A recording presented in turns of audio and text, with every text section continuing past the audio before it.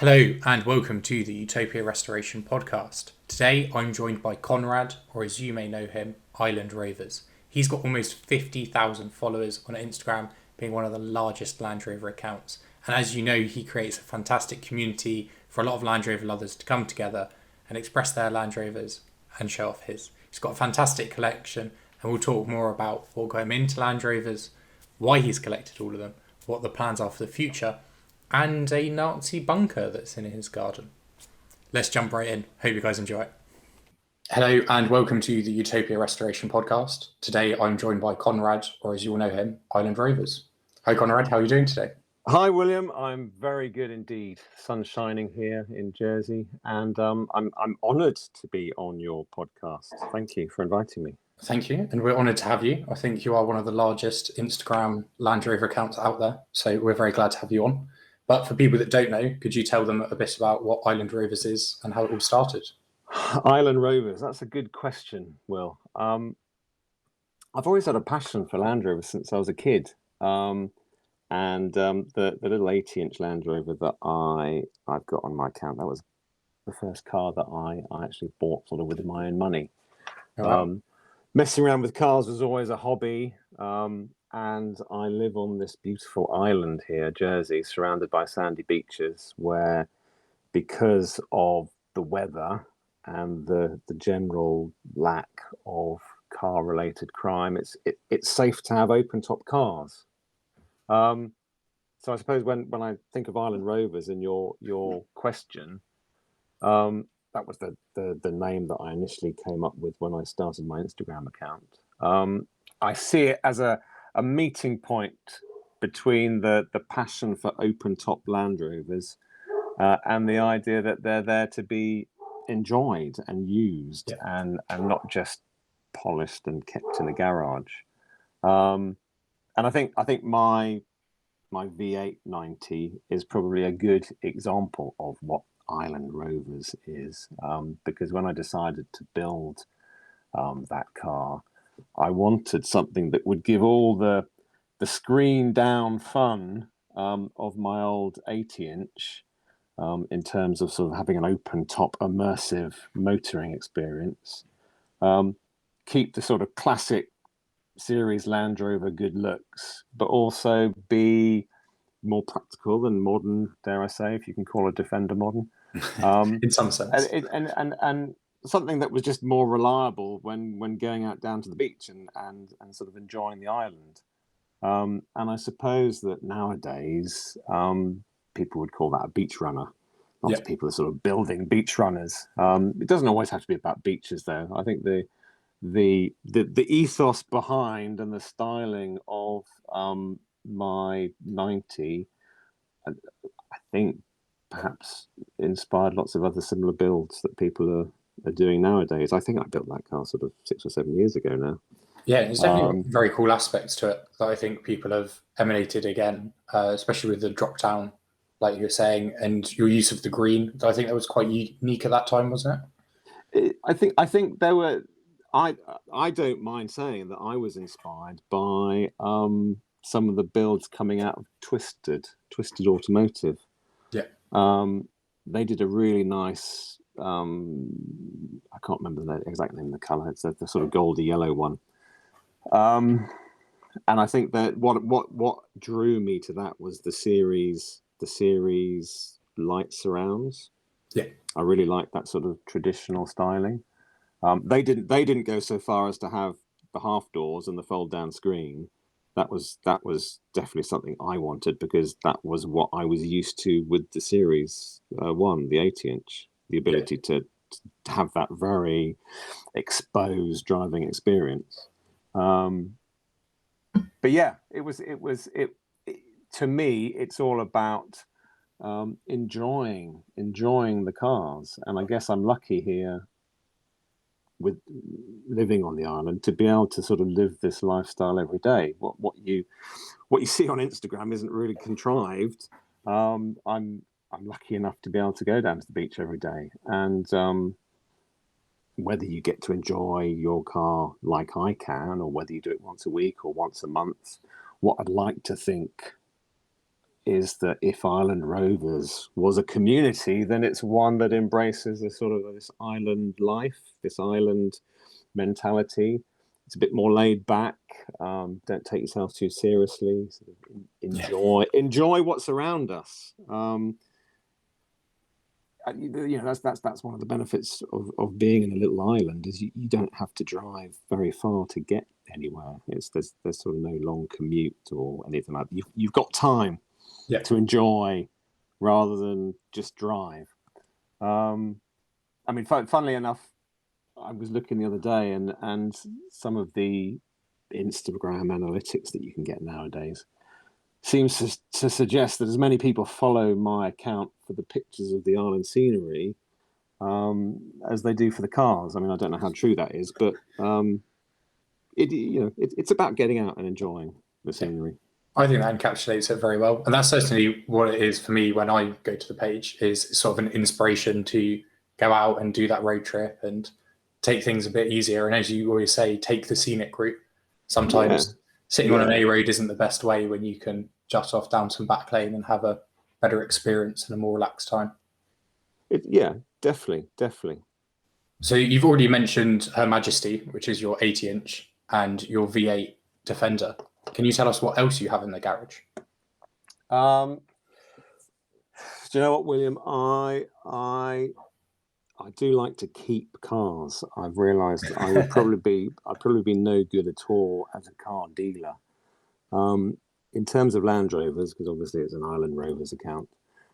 At the moment, I've got 2 series Land Rovers. So there's the 80-inch, Her Majesty, as she's affectionately known, and then the Blue Series 3. 3 Defenders. I've got a 300 TDI, which is sort of the hard top, the only hard top one, which is used for when it's raining and the dog wants to be dry.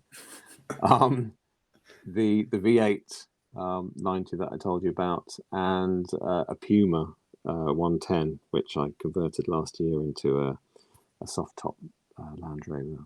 And then there's obviously an awesome conversion. Yeah, that is almost one of my favorites. Maybe in part because it's a little step closer to being sort of more modern again in various aspects. And then obviously I've got the 2006 Range Rover, supercharged Range Rover, which has always been useful, sort of taking away for long drives. And then I blame you for getting mine. I saw you bought one too. Yeah, it's in part your fault. A TDV8. That's a good engine to have. Yeah, the turbo diesel was quite a step up from a 2.25 series engine from a 1.25 Ford Fiesta. And it sounds like a V8 too. Yeah, it's very cool.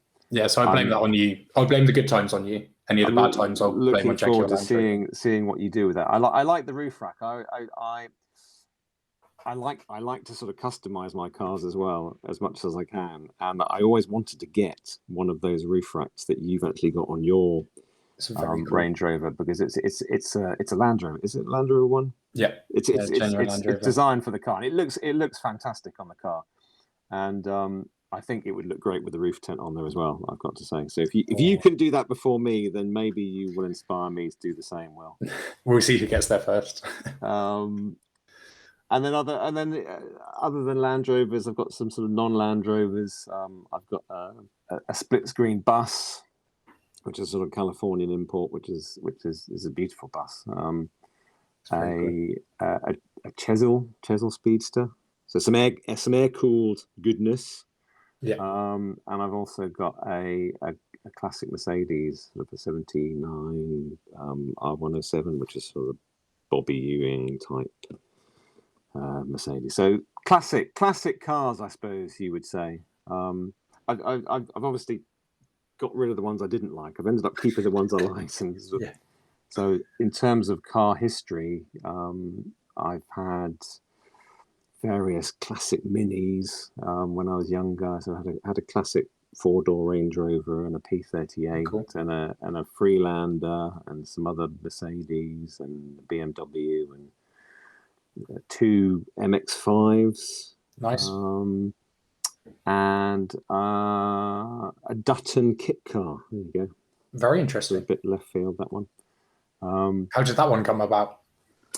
I can't remember the exact name of it, but it looked a bit like a Lotus 7. And Yeah. the trouble with living on an island is there's not really a great selection when it comes to looking for cars. So if one comes up and it's sort of almost what you like, you end up having to get it because Yeah. otherwise you just don't know when the next one's going to come along.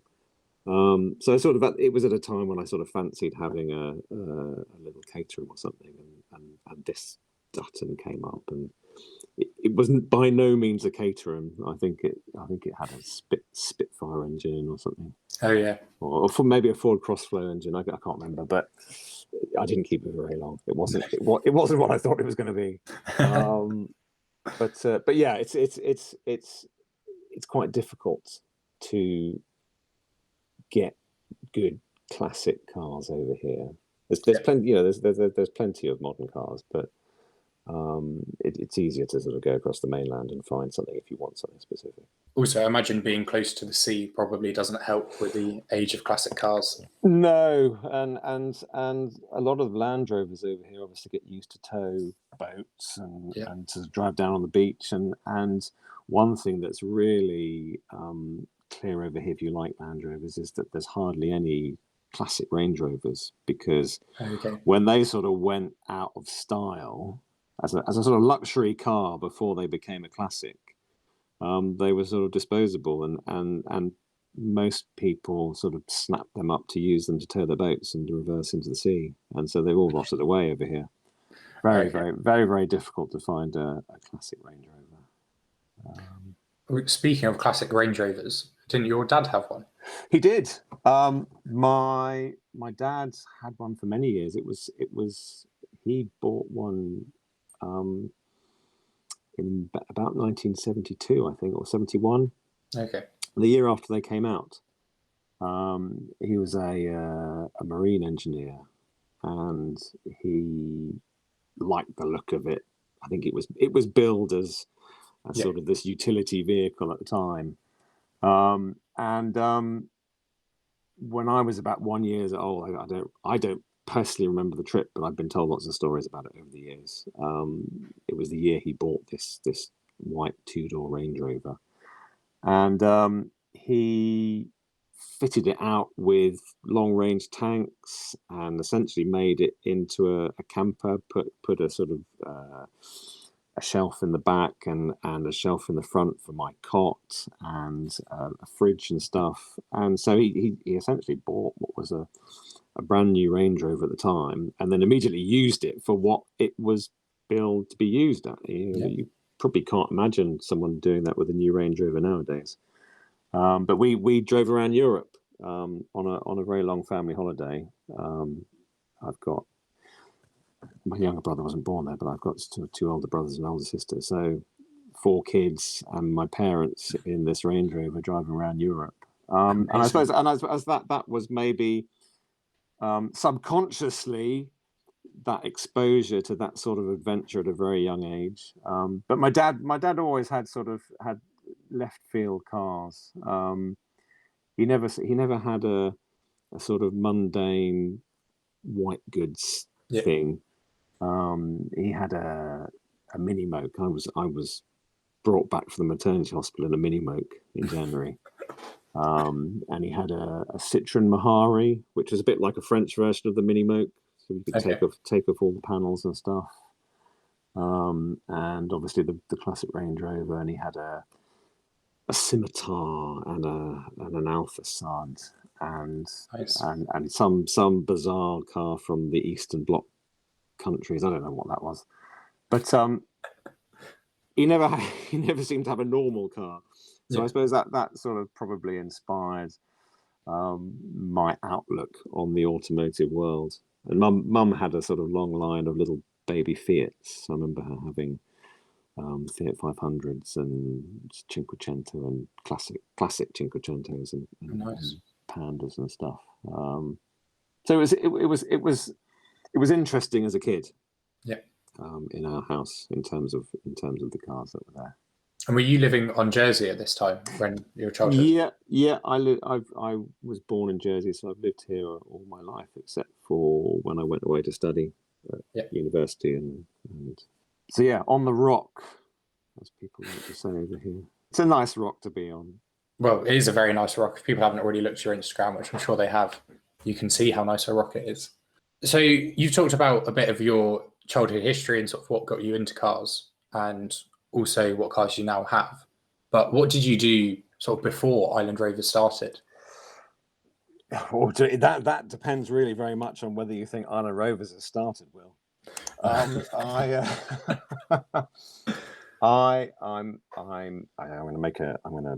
going to sound like I'm Alcoholics Anonymous here. My name's Conrad, and I'm a lawyer. Lawyers sort of have a rough time sometimes. My area of expertise though was crime. Okay. So I was a criminal lawyer, and I was pretty much a courtroom prosecutor for 20 years. Very interesting. And yeah, it was a very, very interesting thing to do. Ultimately, though, pretty stressful. And the longer that I did it, the more serious the cases were. The more serious and the nasty that the cases that you're involved with, the less you can actually talk about what you do outside of your little team that you're in. So, I'd sort of find myself going out and sitting around a table with friends and people talking about what they were doing. And I thought, like, I can't actually tell you what I've been doing because it's just so horrific. Yeah. The human tragedy of the case that I'm dealing with, I can't share that. So I decided that essentially about 2019, I'd had enough of that and wanted to change. And I thought I would give myself a bit of time out to start with. And unfortunately, me coming out of doing that coincided with the first lockdown of COVID. Okay. But I sort of always thought, well, I'll during that time off, I'll give myself an opportunity to do something I really enjoy doing, and doing having the cars to tinker with in the garage, and sort of building. For instance, the V8 Land Rover had been a great distraction to the stress of the job. I'm sure lots of people can relate to that, sort of going out to the shed and tinkering with something, learning the ropes, which is what Land Rovers are great for, teaching people how to start with mechanics. I always thought that was great fun, so I thought, well, I'll concentrate on doing something like that, and that essentially led me to buy some more Land Rovers, As it always does. which was such a terrible hardship. Yeah. So I got the blue Land Rover and the 110, and the account itself, the Island Rovers thing, sort of, I've got to say, sort of very quickly that's grown very organically, and I suppose I'm lucky in that respect that it's the encouragement of people who follow and watch the account and join in that has essentially made it grow, as far as I'm concerned, and the merchandise and the stickers and the shirts. It was never something I set out to do. No. It's purely in response to sort of people saying, well, why didn't you do that, and encouraging me, and obviously it's all part of the thing that I enjoy. So yeah, why not? Of course I would do it. And your most recent batch of t-shirts are very cool. We're both sat in here wearing them at the moment. And I'm very pleased with those. One of the designs was done by Leo at Somewhere Wilder, who's a fantastic illustrator. I've always liked his stuff. So there's a little collaboration there with them on the Flyers t-shirt. Yeah, they do amazing things. But so you've talked about how Island Rovers has sort of grown organically and turned into something a bit more than maybe what you would expect it to be. But you've worked with some really cool brands recently, haven't you? With the Island Rover stuff, yeah, it's really interesting. The more time I spend doing this, the sort of more I learn about, I suppose, the the whole marketing side of things. And when you accumulate a large Instagram following, and I'm not saying mine is significantly large, but I suppose within the niche, within Yeah. the Land Rover niche, it's fairly large. You do start getting approaches from people, and I've got to say that I'm quite fussy about what I'll agree to take a picture of. I certainly don't agree to promote everything that Yeah. comes my way. But for instance, some of the sort of stuff that I do and have done, a company like Exmoor Trim, for instance, Awesome company. I'd been buying their stuff for years before we started working together. I've got 4 soft tops now, but I had 2 soft top Land Rovers before then, and you can't run that sort of car without being in touch with Exmoor Trim, as far as I'm concerned, because if you're using them properly, the canvas wears out and the seats wear out, and you need to replace them, and that's part of the ethos again. It's about using the cars. And what I love about Julian and his team at Exmoor is that they've got, because of the history of the company, access to the original dies and the original cuts of the Land Rover canvas patterns. So when you buy an Exmoor Trim canvas, you're buying something that is pretty much the same as it was on a Series 3 in the 70s or a Series 2 in the 60s or whatever. So you're getting a really authentic product that has been really lovingly recreated. Yeah. And I suppose that's as a creative person, and I think that is something that sort of runs through me, creativity.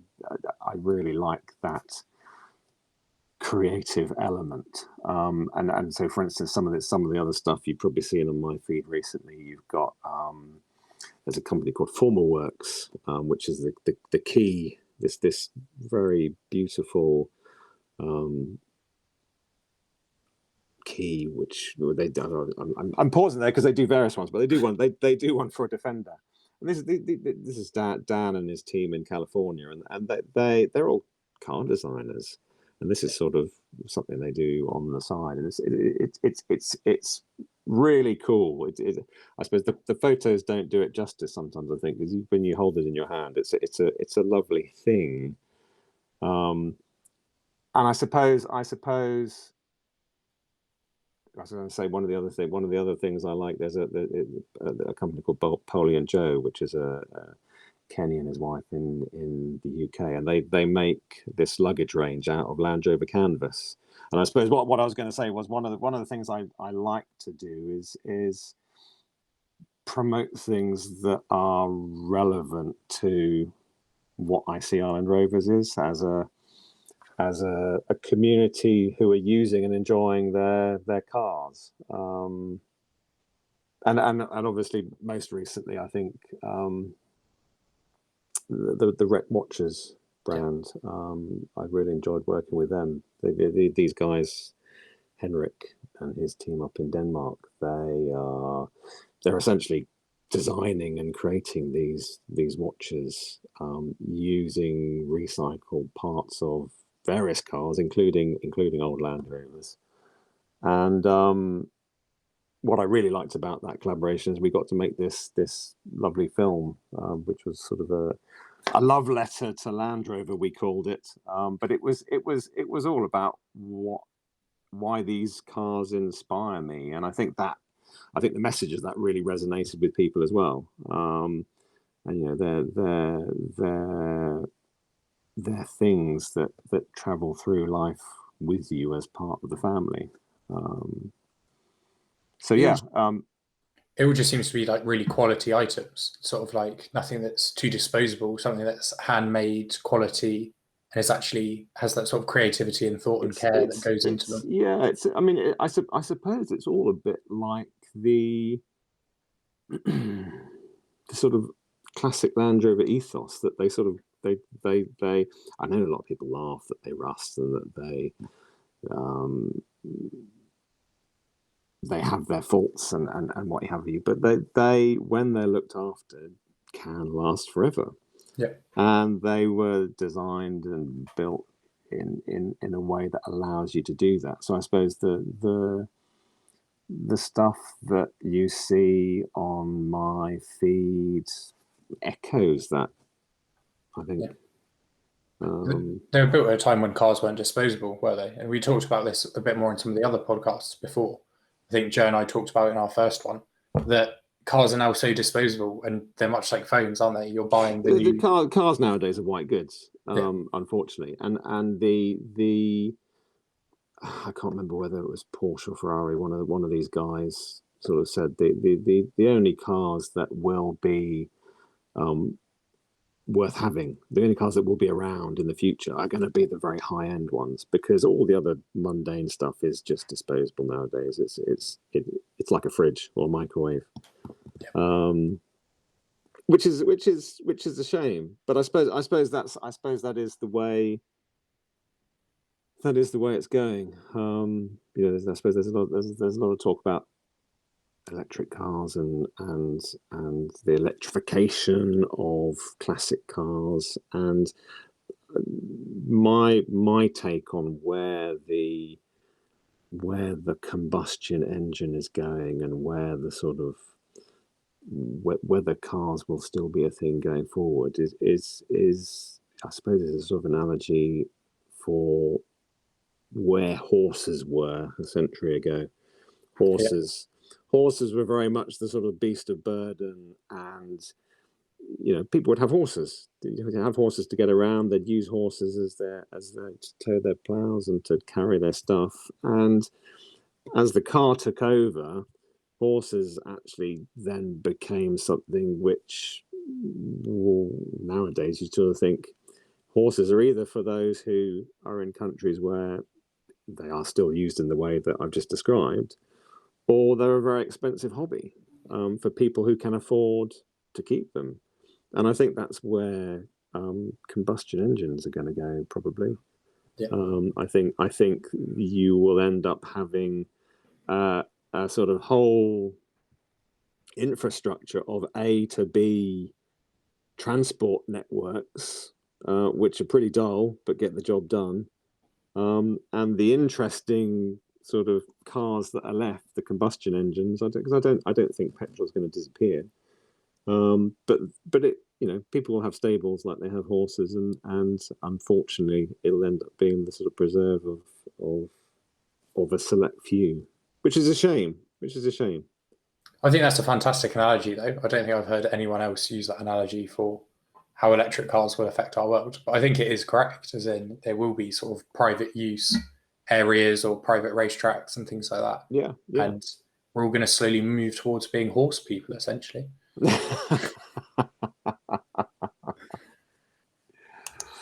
Yeah. We've gone off track a bit there, but yeah, but no, yeah, that's sort of how I see it. Yeah. So, in terms of, I suppose, in terms of someone who's got probably more cars than they need at the moment, I sometimes think maybe I need to trim down what I've got. I don't need all these internal combustion engine cars, and I think going forward, I probably will trim down my collection and probably get rid of the non-Land Rovers. Get rid of the German cars, the only ones that you have that are reliable. Get rid of the air-cooled cars. But yeah, it'll be interesting to see how it all turns out. Yeah, certainly. I think you've already managed to answer my next question of what's the future plans for the collection. I mean, immediately, I do intend to sell my 110 at some point this year. The Puma, because oh, really? Because I want another project. Yeah, and this isn't just to create more content on the count. I do enjoy creating something, and sort of, I think I've taken that one as far as I can, and I'd like to sort of get stuck into a new project. Yeah. I've That's also great. I've also got a very big project in the pipeline for Blue, the Series 3, which is currently broken down. And I'm looking forward to starting that soon and to telling people about what's in store for it. I don't think it's going to be at all what people are expecting. That's all I'm going to say at the moment. But it's going to be a big adventure. Oh, that's a bit of foreshadowing there. Yeah. I understand that though, with the selling the project and moving on to getting the next one. I've got a lot of family, friends, and other people in the car community that are much the same. And as people have seen my Fiestas up for sale, because you could keep going forever and ever. Yeah, and that's the thing. I think sometimes it is worth keeping cars if you've got the ability to do it. And particularly with classic cars, obviously there's an investment aspect to it. If you can keep and maintain a classic car, then it's a fantastic investment, particularly in the sort of financial climate at the moment. Probably better than keeping money in the bank. Yeah. But it does depend on having the room to do that. Yes. Yeah. Well, so if you didn't have the room and you had to go down to only one of your Land Rovers to have as a daily for the rest of eternity. A daily? That's a difficult question, Will, because only one of your Land Rovers. If I could only have one of my Land Rovers, then it would have to be the Series 1. It would have to be Her Majesty because that is a true representation of the mark. I think that is what a Land Rover is supposed to be. But I wouldn't call it a daily car by any stretch of the imagination. I did used to drive it as a daily car way back in the day. There you go. It's completely impractical for that purpose. It's lovely if the sun is shining, but as soon as it starts raining and it's sort of evenings in winter, it's horrible to drive as a commute car. That's my view, though. If you have dailied it, then it does classify as a daily. Maybe other people may not decide to drive it as a daily car, but if you've done it before, Series 1 classifies as a daily. It works in Jersey because the commute is 5 minutes. The engine's not even warmed up. The trouble with the 80-inch is that it's if you drive it for any length of time, the engine warms up, and because of the way it's designed, you get vaporization issues with the fueling, and it cuts out and won't start until the engine cools down. So as with any old car, if you're driving over long distances, you've got to stop. You've got to take your journey in chunks. Yeah. So works fine in Jersey. I'm not sure it would work very well anywhere else where the commute is longer. So I think we've asked this question of everyone that's been on the podcast so far. No limit on the amount of cars that you can have, but if you had only £100,000 for your car garage, what would you have in it? Ooh, that's an interesting cap, actually, isn't it? Because a lot of the really desirable modern cars, you're not even going to sort of bite into the cost of those, are you? Yeah, you could get one new Range Rover and a Dacia.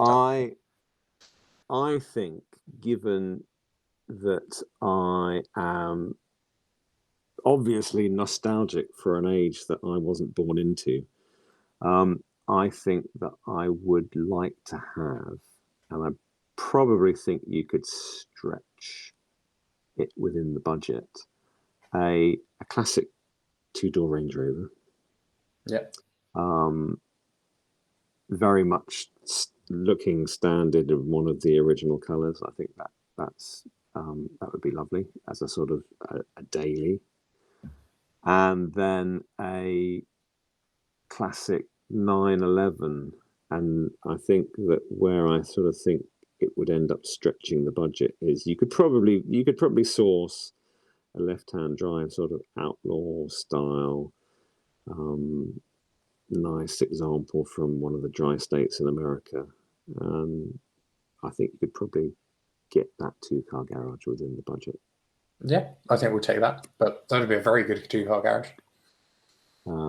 Yeah, and both of them are, I suppose, very much icons, aren't they? Yes, The Range Rover is sort of the granddaddy of the modern SUV, and the Porsche just is the archetypal rear-engine sort of two-seater touring sports car of that nature. absolutely. And you seem to have gone for old British and German again, as your collection is at the British and moment. German. Well, you can't really beat Germans for reliability, can you? No, that's very true. And certainly, I sort of think about a 911, a well set up classic 911 should be very reliable. You should be able to get into it and drive across Europe, no problem at all, without any worries. I'm not sure you'd necessarily feel that way in any British car of the same era. No, Um, definitely not. so yeah, I think you could squeeze it in. I think you could Yeah, squeeze that. I think that's doable. We'll take those as a 2-car garage. I think that one's a very good one so far. I think Ollie from Baffle Culture had a similar one with a P38 911 RS, and I think he went for a RS6 as well. So similar choices. Maybe it's a bit boring. Maybe people will think that's a bit boring No, I think they're and a bit obvious. But the reason they are desirable is because they're the cars that everyone wants. yeah.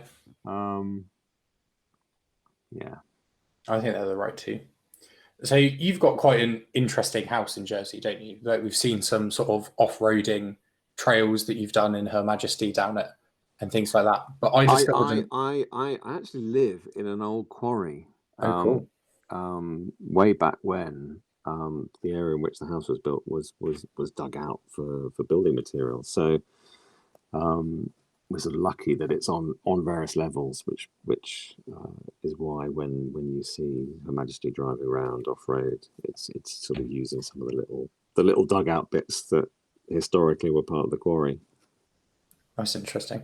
And I didn't realize that that's sort of why you sort of have these off-road tracks. But I discovered an old piston head thread from many, many years ago. Right. You know where this is going. About a possible Nazi bunker in your garden. Well, it's not a possible Nazi bunker. There is a it was a fun. This was 2012, and this was sort of before the social media aspect of the internet kicked in, and everyone lived on internet forums. Yeah. And Pistonhead's internet forum was a great place if you're interested in cars, not just for the cars but for the chats. And I remember sort of spending a long time on various obscure chat rooms there, and so there was a discussion came up about whether anyone had anything interesting, sort of like a cellar or a basement in their house. And it sort of piqued my interest because at the time I had been told we'd moved into this house and I'd been told by someone, oh, there's a Nazi bunker underneath your property. And I couldn't sort of work out where it might be. And off the back of this Pistonheads discussion about secret locations in your house, I sort of went down to the public library and looked up some aerial photographs from the war, and there was an actual photograph which sort of showed the entrance and showed the road going down into the tunnel. So Oh, wow. I got all excited and sort of I remember making the post on Pistonhead, sort of saying, oh, I've decided to take the day off work. I've got a mate with a digger, and we're going to dig out this bunker. And when we located it and opened it up, it was actually really big. It's sort of about 60, 70 feet long, and Wow. it's completely underground and goes down under the cliff face of the quarry. And it obviously sparked a bit of interest online, because I remember there sort of being millions of hits, and I think Pistonheads won some sort of award in terms of traffic off the back of it, I was Oh, told. wow.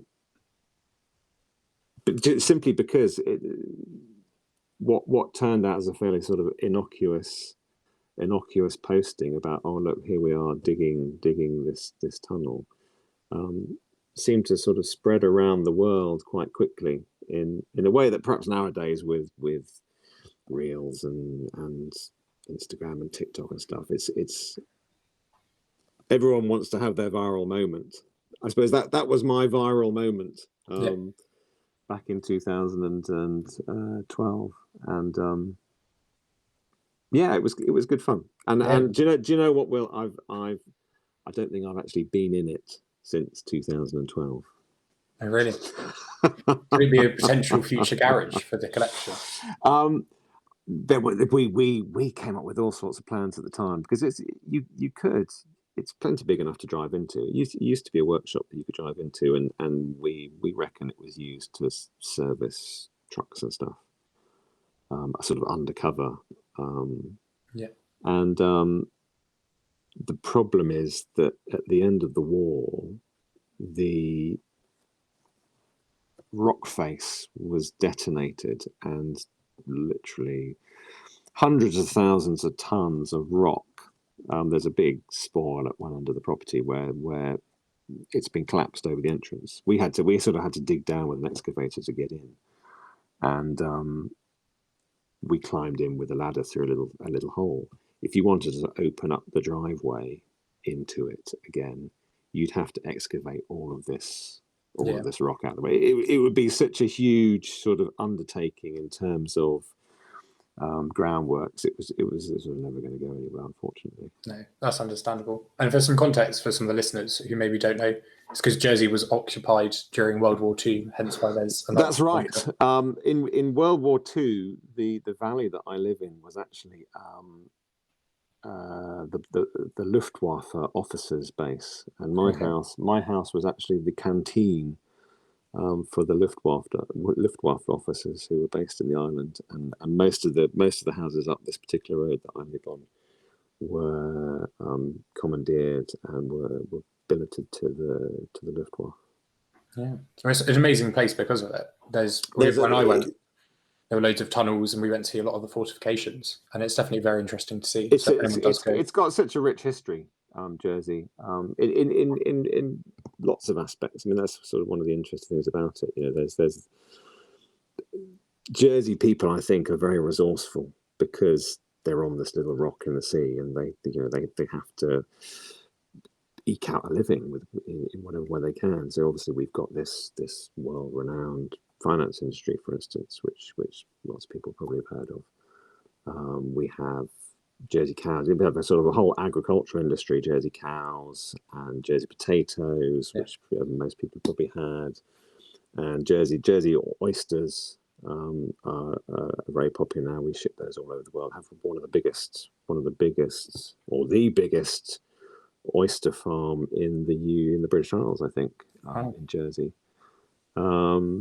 And all these sort of industries. We used to have a big boat building industry over here in the sort of 100 years ago, and a lot of trading was done because of our seafaring history. So yeah, it's a really interesting place to live in that respect, in terms of the history that's all around us, and certainly in modern times, the occupation by the Nazis in World War II has sort of left a very visible mark in terms of our scenery and the architecture of our island. Yeah, it certainly has a very interesting history to it. And speaking of history, it's possibly one of the biggest rifts in the Land Rover community.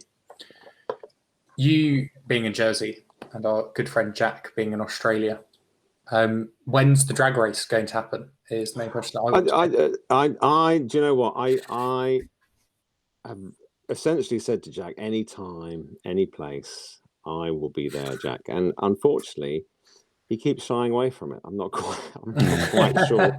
I'm not quite sure what his problem is, whether he's scared, whether he's got his flip-flops tangled, or I don't know. But I'm ready and willing to meet him in relation to any of these challenges that he keeps throwing down. Do you know which car you'll be taking, which car he'll be taking? I don't. But do you know what, Will? And here's a potential project for me. I was speaking to the guys who are looking at my V8 because obviously we were talking, I think, before we came on about what I'm taking to Land Rover Legends this weekend, and I was thinking about whether to take the V8 or the 80-inch, and about getting them roadworthy for a trip essentially to another country. And I dropped the V8 Defender up to some guys, Larish, who I know, so that they can give it a once over. And when I was speaking to Joe there about the car, it's got the 3.5 litre original Buick engine in the Rover V8, and he was saying, I've been reading an article today about a twin turbo conversion that's essentially a bolt-on to the 3.5 litre Rover engine. What do you think? And I thought it made me think of the drag race. Yeah. And maybe this is something that has to be done. Yeah. Once you get over that turbo lag, you'll be flying away. Yeah, twin turbo. Yeah, it'd be a monster. They'll definitely destroy a Series 2A with a V8 in it. Well, that would be the plan. I think Her Majesty could probably beat the Series 2A anyway. Big words. Well, whichever form it ever happens in, we're very excited to see the final showdown, see where it happens. I love Jack immensely, and I always enjoy watching the builds that he's doing out there. It is very inspiring what he does. He does amazing work. Yeah. So anytime he wants to put his money where his mouth is, then I'm happy to meet him. Amazing. As we start to draw to a close, is there anything else that you'd like to talk about, or anything else you'd like to bring up? I just wanted to say that I'm constantly amazed and taken back by the whole Land Rover community on not just Instagram but on the internet.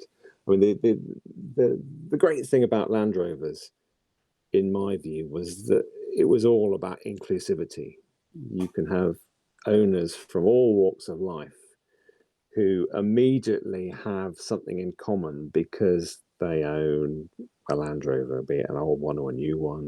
There's that feeling of inclusivity, and it used to be sort of that you would be on a forum, an internet forum, or a chat room, or in the pub. I remember the days before drink driving laws really clamped down over here, when it was sort of still acceptable that you'd go out and you'd have a Land Rover meet in a different pub in the island and sort of have a few drinks, and not something you do nowadays, but there was always a social element to it.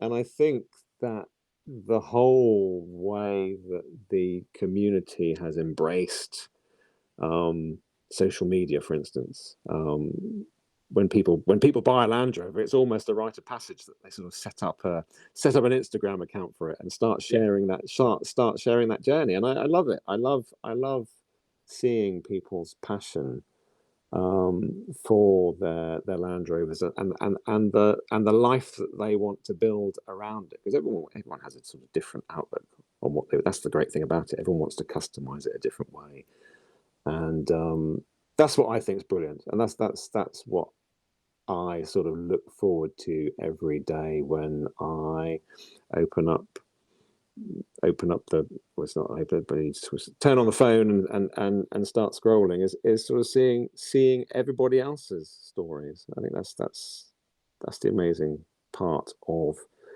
the Land Rover community. Yeah, absolutely. And it is a true community, isn't it? Yeah, definitely. Well, thank you very much for your time. My pleasure, William. We'll speak soon. Okay. So thank you very much for listening to that. If you have made it to the end, you are in our elite group. Very few people manage to do it, and so we're very thankful for that. If you have any feedback or anything you want to share, we want to share pictures of where you're listening, tag us in stories, message us, comment, everything, and we'll share it. We love to hear what you guys think and what more you want to hear. Next week, we've got Retro Paradise, which is a fantastic chat with Eddie and Megan, which is I find hilarious, lots of laughter. But things that are going on with Utopia restorations. So the Fiesta's up for sale, and there's also a lot of parts from the Fiesta that are up for sale at the moment. So if you're interested in those, head over to Instagram and you can see them at Utopia_restorations. Also, the Motor Dingo is still for sale and on exhibition at Baffle Culture in South Wales, and it's being sold with the low classics. So if you are interested in that, shoot me a message or shoot Ollie a message. And yeah, we've got some really cool projects coming in next month, but we're just waiting for these projects to leave so we have the space to do them.